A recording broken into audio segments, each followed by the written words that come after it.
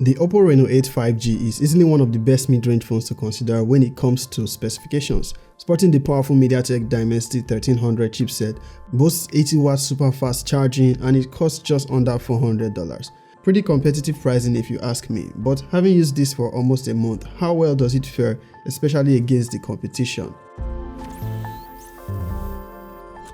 First off, I'll say the OPPO Reno 8 is a solid device when it comes to design, specifications, and build quality. Its pricing makes it really good value for money, as it sports a processor I'd say it's more powerful than what we have on the likes of the Redmi Note 11 Pro Plus 5G or even Samsung's Galaxy A53.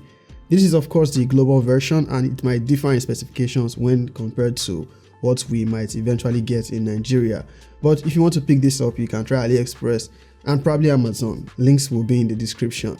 Many thanks to OPPO for sending this one over. The Reno 8 5G comes in the typical OPPO packaging, packing all essential accessories except earphones because there is no headphone jack. It comes with an 80-watt super VOOC charger that can power it up to 50% in less than 15 minutes. Something interesting I also noticed about the charging is its optimized battery charging feature, which reduces the charging speeds at night to avoid overcharging and helps preserve the battery longevity.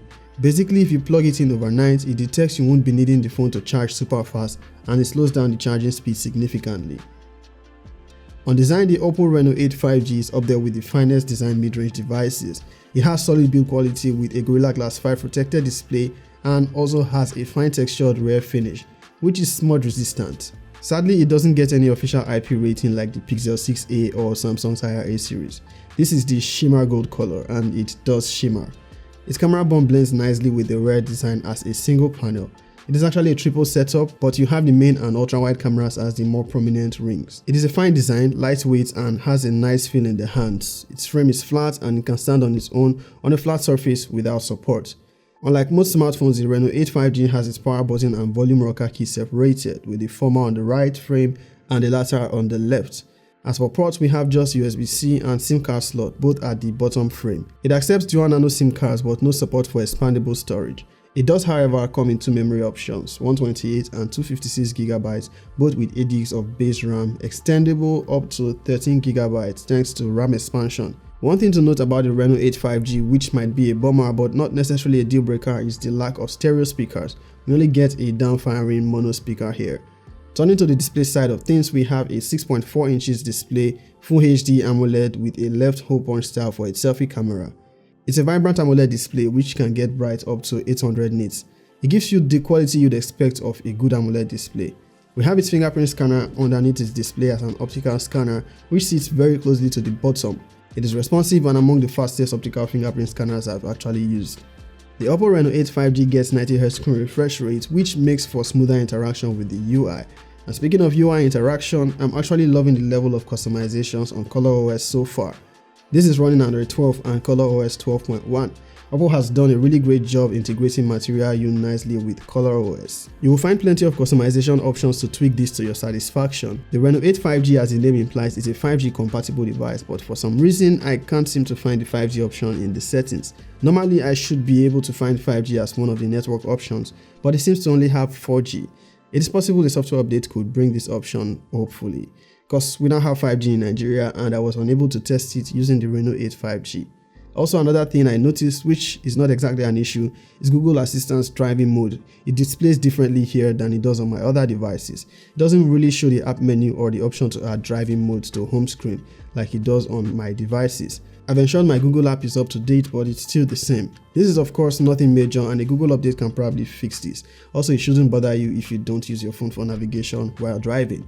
Now, as I already mentioned, it is powered by the 6nm Mediatek Dimensity 1300 chipset, which is more than capable when it comes to performance. It gets benchmark scores significantly higher than most devices you are going to find at this price point, and it actually has the performance to match. Multitasking here is great and I have not experienced any bugs or lags of concern. Now, gaming with the Reno 8 is a solid experience as you are able to play at really high graphics settings and get consistent performance on frame rate without lags, something you don't really see on much mid-range devices. I was able to play Call of Duty Mobile on very high graphics settings and max frame rates with no noticeable lags. On Apex Legends, while the recommended setting was normal and high frame rate, I was able to play at extreme HD and very high frame rate. Gameplay was smooth and stayed at consistent 50 FPS. You can also play at ultra frame rate, but the graphics quality won't go past normal. At this setting, you can play at a consistent 60 frames per second. I'll say from my experience, the OPPO Reno 8 5G has very good gaming performance thanks to the combination of the Dimensity 1300 and a Mali G77 GPU. I say it has held up pretty well and actually exceeded my expectations.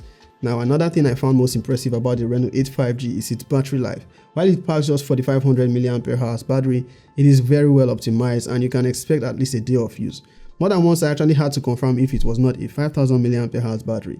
Of course, your usage might be different, but in my experience, the battery life actually stands out.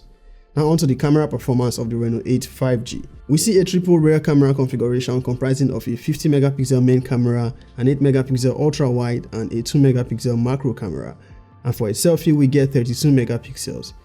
You'll find this camera performance quite impressive for the most part, especially with its rear cameras. It does a great job with HDR processing and can get you really good looking shots. You can enable the 50 megapixel high-res mode to take sharper photos which will be larger in size. Its ultra-wide camera takes shots that don't look stretched and also maintains similar color profile as the main camera. In low light, you will get pretty good photos, though while using the night mode you might notice some grain in the skies in some shots, but I'd say you'll be quite satisfied with this low light performance if you use it right. Where you might find some dissatisfaction with its camera is in its selfies. By default, it has this beauty filter turned on that you might want to disable if you prefer your photos with more detail. The selfies might not exceed expectations, but you can get a few shots you'll be happy with. The OPPO Reno 8 5G is capable of shooting up to 4K 30fps videos from its rear camera and 1080p 30fps from the selfie camera. I find that it actually does decent in performance even in less ideal lighting conditions. To summarize, I'm quite impressed with the Reno 8 5G and would highly recommend. If you are dark skinned though, you might not fancy its image processing, but I think it's nothing a little Gcam port can't fix. It's priced right and it packs more value for money. Got questions about the Reno 8 5G? Let's chat in the comments section. Peace.